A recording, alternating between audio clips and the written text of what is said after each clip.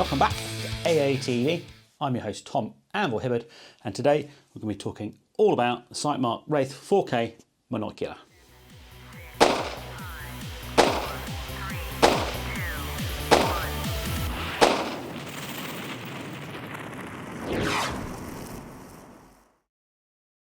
So what is a Wraith 4K Monocular? Well, it's a digital night vision device. I've got two of them set up on my helmet over here using the dual bridge that comes supplied with each and every unit. That allows it to be powered off one USB bank. First things first, full disclosure, these came from Scott Country International, friends of the show. These are supplied on a testing and evaluation purpose only. No money's changed hands, and they're going back at the end when I finish this episode. So rather than going through the specifications and the features of the Sightmark, in a minute we're going to go in the workshop so I can talk to you all about it and show you some close-ups. So after we've finished in the workshop, we're going to head up to the night vision woods where we're going to have a look at it in comparison to some of our other cameras we use on the channel. And that way we'll be able to show you the field of view and the picture quality. Following on from that, we're going to wait until it gets dark and assess the Sightmark against another common consumer digital night vision camera, in this case my SiOnyx Sport, and we can see the differences between the two. And then finally, we're going to have a walk around in the woods, then we'll come back to the studio and do our conclusions. So let's have a look at what you get in the box. Quick start guide. There is a manual available on the website which goes through some more of the options in the menus, but this will get you going straight away. Make sure you fill out your warranty and a little cleaning cloth for the lenses. Okay, the good stuff. So the Monocular comes in this nice protective wallet. You can put in another pouch when you're not using it. This is the unit itself. Comes with the Monocular eye cup on it. You'll get two batteries, CR123s. These are already in there. This is used to attach the unit to the bridge. You get a bigger eye cup, more useful if you attach it to a weapon or you need it a long way from your face. Another cap, this time for the back. If you're not using the eye cup, there's already a cap installed on the front. Two cables, conventional USB to USB-C, and a right angled USB-C if you're going to run it helmet mounted, so that's pretty useful. And then the dual bridge is what you use for helmet mounting. So whether you're using one or two, this is the way you mount it to the helmet, and it's good that it's included and it uses this proprietary rail system. Okay, so let's put this aside and have a quick look. So we've got the eye cup. Diopter is on the rear.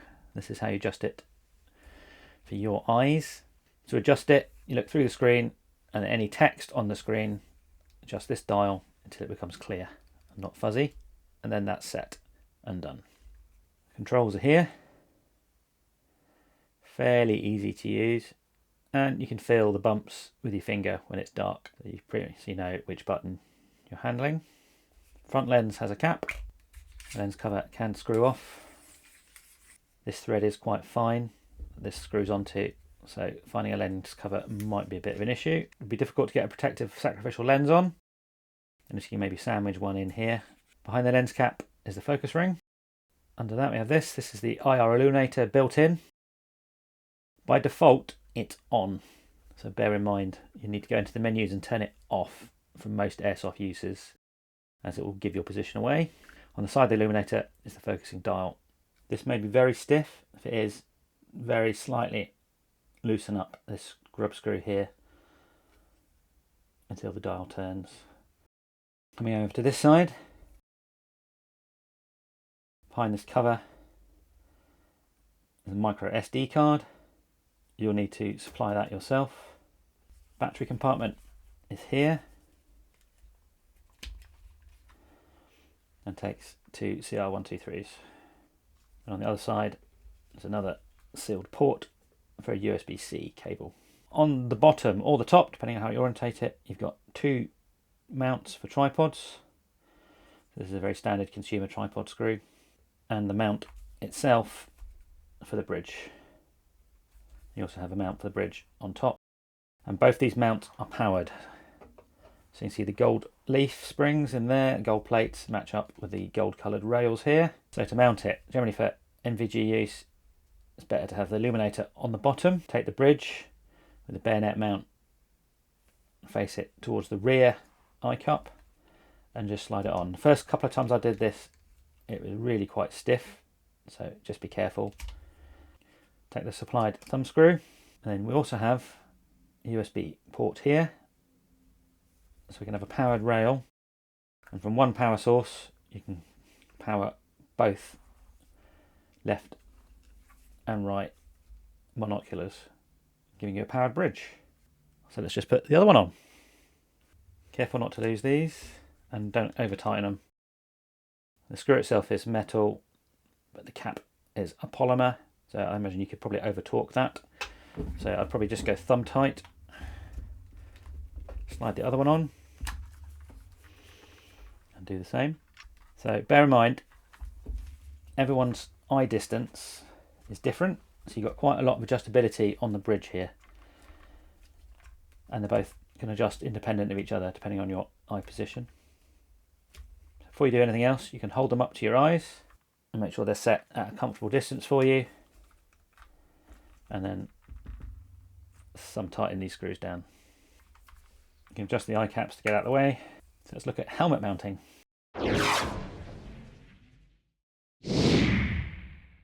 Okay, before we go into mounting the dual Sightmark monoculars, let's just have a quick overview of a helmet.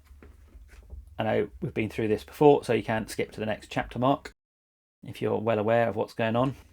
Bridge is bayonet, or colloquially known as rhino, so you'll need a bayonet compatible mount. These can be found fairly cheap in surplus or on eBay. There are a lot of Chinese clones. I've got a Chinese clone arm here. It's not great, but it'll do the job for the video. I'd probably go and get a real one rather than a Chinese clone. This one was really loose, so I put a little bit of Velcro on the back just to help it lock up a bit further. Still wobbles around a bit. Then again, the real ones are fairly wobbly. These do fold out the way when you're not using them.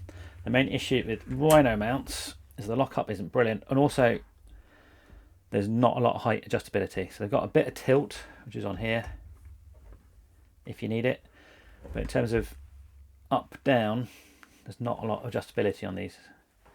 So most people use Wilcox Dovetail style mounts. There is a solution. This is from Lines Gear Solutions, our good friends over there, and what they've done is this drop-in piece on the bridge which goes into a Wilcox dovetail.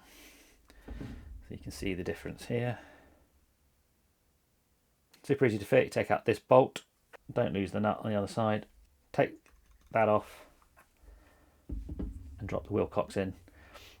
That means you can go onto a Wilcox G24 or G24 clone or other dovetail mounted unit with a bit more adjustability in the helmet mount. So thanks Lines Gear for this. I'll drop a link down in the description if you want to go and get one. Probably a really good idea. So to use night vision on your helmet, you need a helmet. This is my FMA fast helmet. It's had most of the internals replaced because they just weren't comfortable. Got a nice cover on it to stop it shining. Some patches. These are IR just to be fancy. We need a couple of other things. That arm is attached to a shroud. This is a nice Wilcox one. If you're going to buy a helmet, I would either recommend you get a real one, which has a good replaceable shroud on it, or if you do buy an Airsoft one, get one where you can take the shroud off and put a proper shroud on. The moulded in ones I would completely avoid, that are integral to the helmet. On the back I've got a clone counterweight pouch, and that's holding a 10,000 milliamp USB power bank with the USB-C cable run underneath the helmet all the way to the front. So this is a little lanyard we knocked up. You can get these commercially and they attach the Velcro on your helmet or your helmet cover. They are very useful when you're running around in case your helmet takes a knock, you run into a door, when you're trying to get out of a vehicle or such like, and you can bang your helmet bang your night vision and lose it. So this just lanyards around, attaches nicely to my helmet Velcro, and then get deployed down. And then finally, we can take our USB-C cable that we've run all the way from the battery pack at the rear and plug that in, stow any excess cable away to avoid any snags. You could also potentially zip tie this down, keep it nice and tidy if you want to avoid as many snag hazards as possible. But with that and the battery pack at the rear, we can now power the dual bridge, giving you a lot more time. The batteries will last between 2 and 4 hours, depending on if you're recording or not. With a power bank on, you can run a lot longer.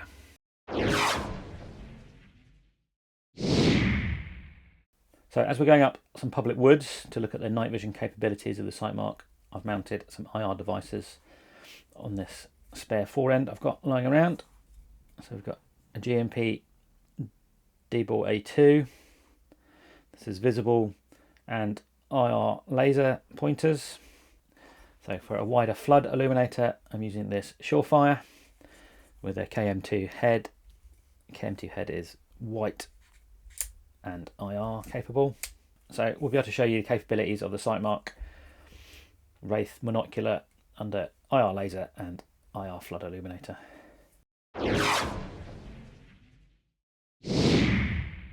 Next, we're going to head up to the woods and do our daytime comparisons. For these shots, we're going to have them mounted on tripods so you can directly assess the footage without having to deal with my shaky head. So as we said in the studio, we've come up to our local woods, to our night vision tree that we've used before, and we're going to check the 4K performance of the Sightmark against some other cameras. So let's talk you through those now. GoPro Hero 7, a few years old now, but it'll do 4K quite happily. I've got my Lumix G7 4/3 mirrorless camera. This is one we normally use on the range with a telephoto lens on, and I use for streaming. This will shoot 4K. Again, it's a few years old, but we'll get 4K at about 25 frames a second. And of course, we've got the Sightmark, which we're really testing. So it's a 17mm lens. We'll shoot 4K at 30 and 60 frames per second. And then on this bag, once we start rolling, I'll put the normal camera we use, which is an iPhone 12 Plus, and that will shoot 4K at 30 frames per second as well. Then I can show you exactly what the 4K performance of the Sightmark is against some of the other common cameras you might be used to seeing on the channel. And then we're going to come back in the evening and shoot the Sightmark against the SiOnyx. Right, let's do the daylight tests.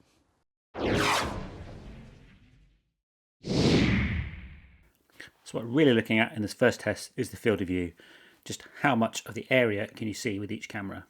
This is the GoPro. Field of view about 120 degrees, which is about the maximum the human eye can see. Going into my iPhone, and then the Lumix G7. The Lumix G7 is about what you can normally focus on, so about 60 degrees. And this is the Wraith, which has a field of view of around 17. Goes up to about 20, 25 if you use a pair and you split them apart. But you can see that the view the Wraith has is really much more limited than some of the other cameras. Here's some footage from a previous review. We've done a night vision. This is a Flare BMVD40, and that shows you the field of view that an analog night vision tube can have in comparison to some digital devices. It's pretty wide.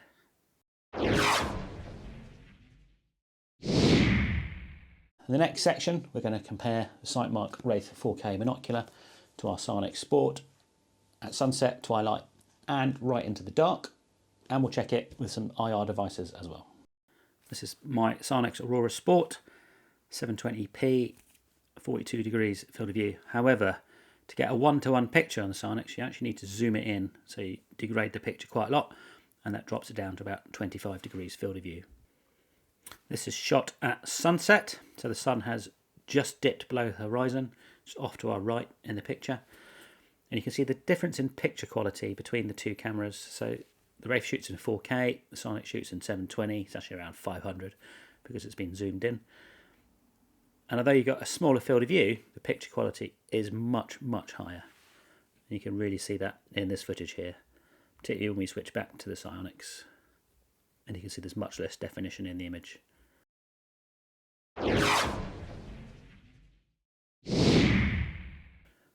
This is another half hour, 45 minutes on. It's actually really quite dark. It looks pretty dark to the naked eye. SiOnyx is really good in these conditions. When I turn the Wraith on, it's still in its day mode. It really couldn't pick out any detail at all now. If I change the contrast, you can just make out some really ghostly shapes, but this is pretty much the end of the Wraith's performance in its day mode. So let's go and have a look at the night mode. So this is the same time of day, and again we can see the difference in quality between the SiOnyx and the Wraith. The Wraith is a much nicer picture. There is still some light around, but not much.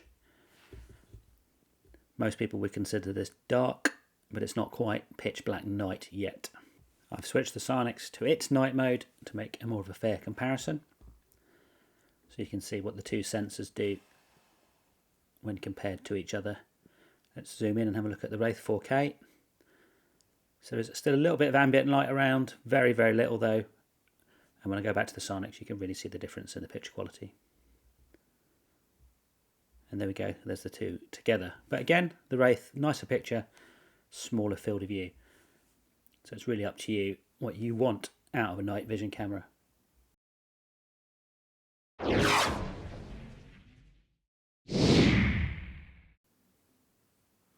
Okay, so we're further on in the night. It's now what most people would consider full darkness. You can see the lights off in the edges of the town in the distance, and this is the SiOnyx in its night mode. Kind of vaguely in colour, but not quite. Now we turn the Wraith on. This is about middle of the way through its ISO settings. You can adjust the gain, and you can see that you can just about make out the ghostly shape of the tree, but it's not very bright. So with the Wraith at night, when there's not a lot of light, you will need to use an IR illuminator of some sort. The SiOnyx in comparison is just about holding on, but the reality is, if I was in the bushes against a dark background, you still wouldn't see me.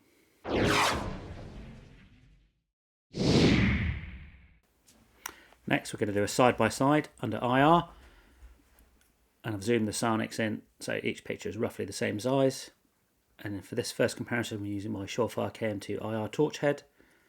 Nice kind of flood illuminator with a slight hotspot in the centre, and you see the Wraith performance is really, really nice under IR.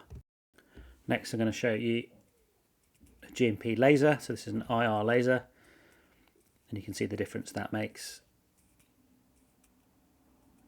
As you get more of a focused hotspot with the Wraith, and you don't see the beam as much. So it is quite an interesting difference between the two devices and how they look at infrared light.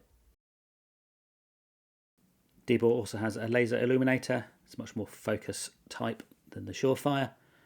As you can see, I haven't zeroed the IR laser to the laser illuminator at the moment. But again, you can see the comparison between the two digital night vision devices.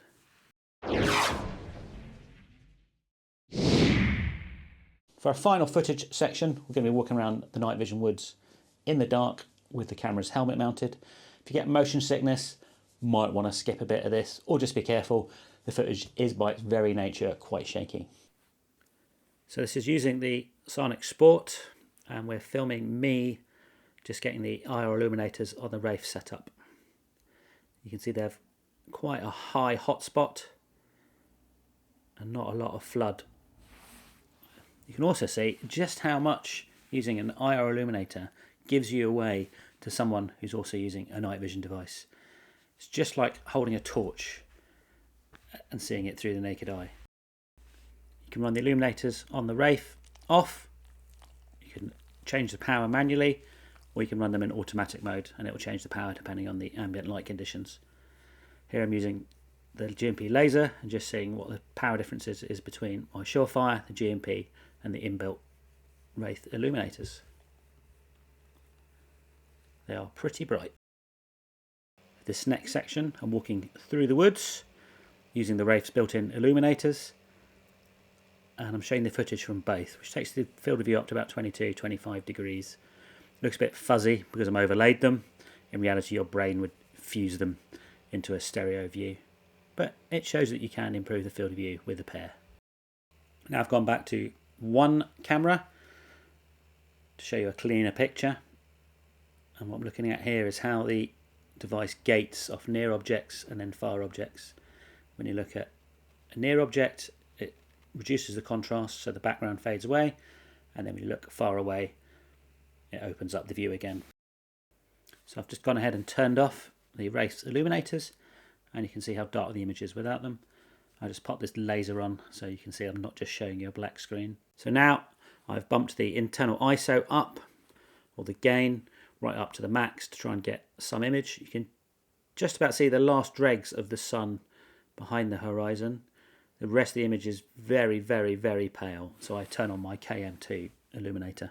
The Surefire is more of a flood illuminator and has a wider throw. So here I'm walking along, base of the ridge, bottom of the night vision tree.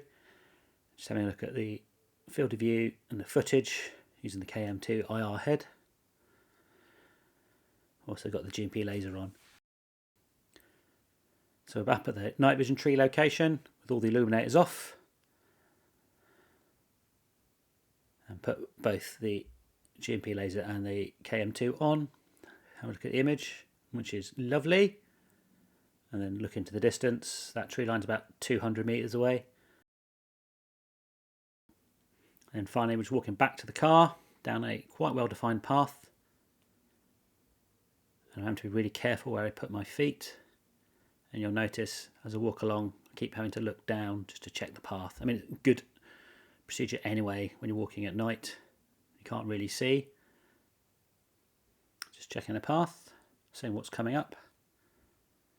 And walking back down and out of the woods. Make sure to have a good scan as I walk along.